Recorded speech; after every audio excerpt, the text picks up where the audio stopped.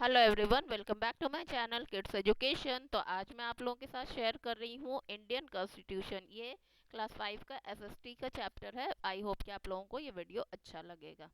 तो चलिए वीडियो को स्टार्ट करते हैं। तो ये चैप्टर का नाम है the Indian constitution. Okay, we must follow rules and regulation of our school. It helps in the smooth functioning of the school and make us disciplined. हम लोग जो है स्कूल में जो है कुछ रूल्स एंड रेगुलेशन को फॉलो करते हैं। इससे क्या होता है कि वहाँ का जो काम होता है वो अच्छी तरह से चलता रहता है। उसके अलावा हम डिसिप्लिन बनते हैं, मतलब कि हमें समझ आती है कि हमें कौन सा काम किस तरह से करना है। इसी तरह से all citizen of a country must follow it's rule for a smooth administration and governance of the nation. इसी तरह से किसी भी कंट्री के जो लोग होते हैं उनके लिए भी कुछ लॉज बने होते हैं, ताकि उस कंट्री को अच्छे से चलाया जा सके, उसको अच्छे से एडमिनिस्टर किया जा सके, वहाँ की गवर्नमेंट अच्छे से काम कर सके वहाँ के लोगों के लिए। The constitution of a country is a system of basic principle and law which a government follow to run a country. Constitution क्या है? एक ऐसा सिस्टम है जो कि प्रिंसिपल्स बताता है, रूल्स बताता है और लॉज बताता है, कायदे कानून बताता है, जिसको वहाँ के गवर्नमेंट को फॉलो करना होता है। इंडिया के पास भी कॉन्स्टिट्यूशन है जो कि 26 जनवरी 1950 को लागू किया गया था।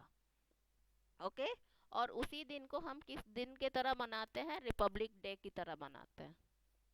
ठीक है, यहाँ तक आपको क्लियर हो गया होगा। इंडिया का जो कॉन्स्टिट्यूशन है वो इफेक्ट में आया था 26 जनवरी 1950। इसी दिन को हम रिपब्लिक डे की तरह सेलिब्रेट करते हैं। इसके बाद आता है formation of the Indian constitution. अब ज़रूरत क्या थी कॉन्स्टिट्यूशन बनाने की? India won its freedom from the British rule on 15 August 1947. Under the foreign rule, the colonial rulers had their own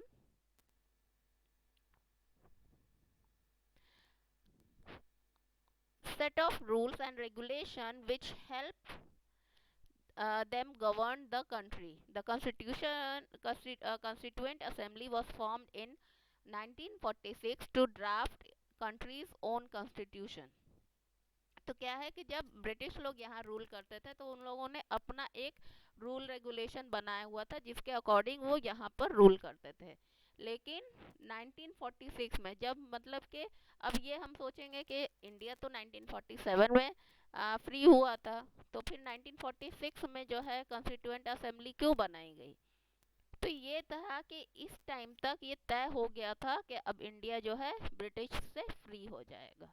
ठीक है, उसके बाद एक असेंबली बनाएगी, मतलब कि एक ग्रुप बनाया गया जिसका नाम था कॉन्स्टिट्यूएंट असेंबली, जो कि हमारी कंट्री का कॉन्स्टिट्यूशन को बनाने वाले थे। ठीक है, कॉन्स्टिट्यूएंट असेंबली कब बनाई गई? 1946। क्यों बनाई गई? ताकि वो हमारे कंट्री का कॉन्स्टिट्यूशन को प्रिपेयर कर सके। इसके बाद क्या है? The main objective of the constituent assembly was to draft a framework of political principles, powers and duties of the government institutions and also lay down the fundamental rights of the citizen. इसका main जो objective था, इसको आप mind में रखेंगे कि constituent assembly का main objective ये था ताकि वो एक फ्रेमवर्क बनाए, मतलब कि एक रूल्स की बुक बनाए जिसमें पॉलिटिकल प्रिंसिपल, जो सियासी लोग हैं, जो पॉलिटिक्स से जुड़े हुए हैं, तो उनके लिए रूल्स हो।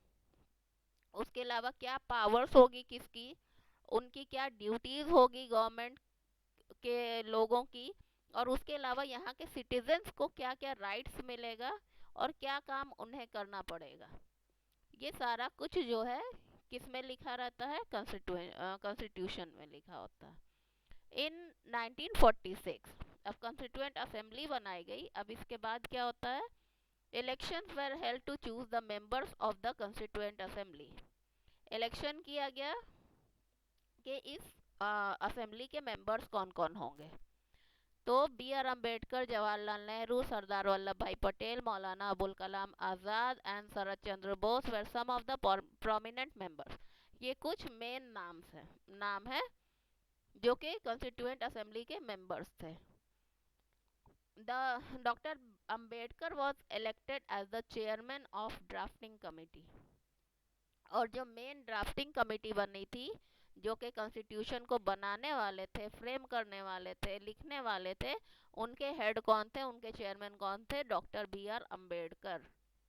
The members of the Constituent Assembly together laid down a system of rules and law for the country in the document the Constitution of India. और इन सारे मेंबर्स ने मिलकर एक सिस्टम बनाया रूल्स का और रेगुलेशन का हमारी कंट्री के लिए, जिसका नाम है द कॉन्स्टिट्यूशन ऑफ इंडिया.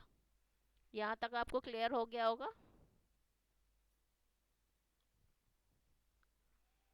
इसके बाद है nature of the Indian constitution. The Constitution of India is sometimes referred to as a bag of borrowing.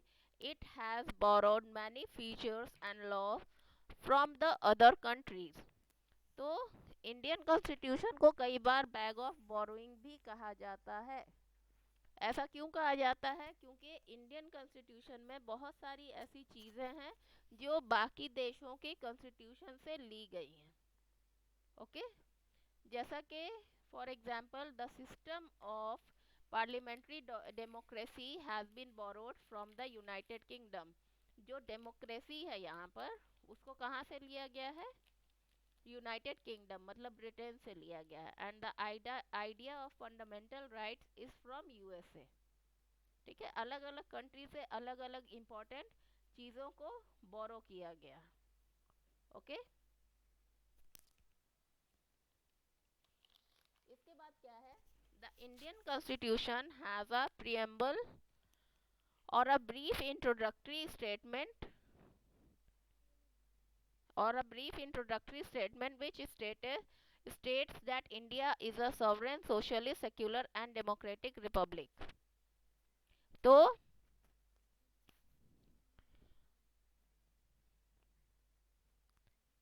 Indian constitution का क्या है? एक प्रियम्बल है, या फिर उसको हम जैसे हम बुक में क्या देखते हैं, प्रीफेस देखते हैं वो, या फिर एक इंट्रोडक्टरी स्टेटमेंट है जिसको जो बताता है कि इंडिया एक sovereign, socialist, secular and democratic Republic country है.